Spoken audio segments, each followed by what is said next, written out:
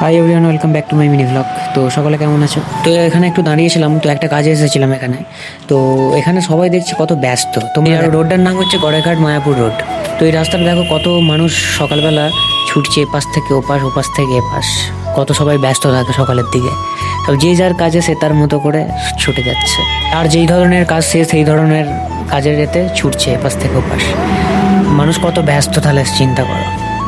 যতই ঠান্ডা আসুক আর যতই গরম আসুক, মানুষের কাজ কোনোদিন থেমে থাকে না।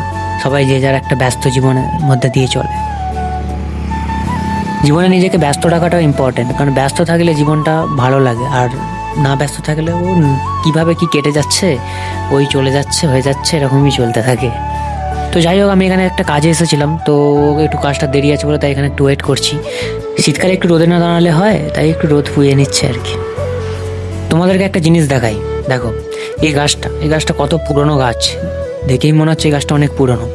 তো কত বছরের পুরনো সেটা ঠিক বলতে পারবো না, তোমরা কেউ যদি জানো অবশ্যই কমেন্টে জানিও। তো যাই হোক, অনেক ঘোরাঘুরি হয়েছে, বা টাটা। আবার দেখাবে একটা নেক্সট শর্টসে। টাটা।